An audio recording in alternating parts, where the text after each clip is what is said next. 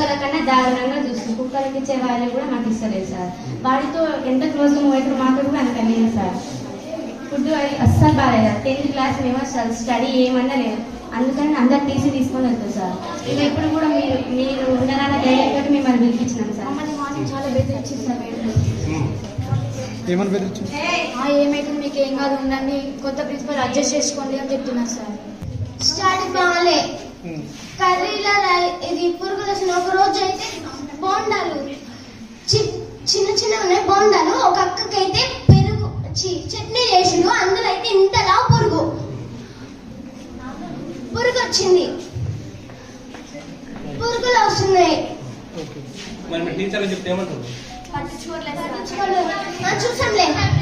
మేము 10th వాళ్ళకైతే ఇంతవరకు మొన్న ఫిజిక్స్ ఇంగ్లీష్ వచ్చింది. ఆ ఇంగ్లీష్ మేడంకి ఎస్టర్డేకి టుడేకి టుమారోకి తేడా తెలియదు సార్.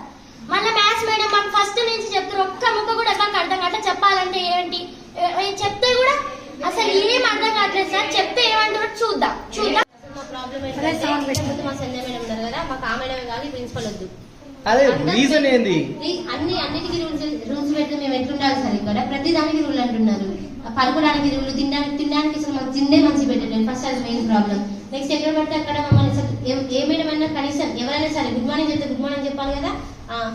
షర్ట్ ఇట్లా మంచిగా అది ఏదో ఒకటి చూసి మమ్మల్ని తిట్టడం తప్పించి ఇంగ్లీష్ లో తిట్టడం. ఫస్ట్ వచ్చిన రోజైతే మనకి చాలా ఘోరంగా తిట్టినారు సార్. అసలు ఏంటమ్మా ఇదేనా మీకు చేసేది అని ప్రతిదానికి తిట్టడమే. బ్రెయిన్ లేదా మీకు, లివింగ్ డెడ్ బాడీస్ మీరు అని అన్నిటికీ తిడుతూనే ఉంటారు.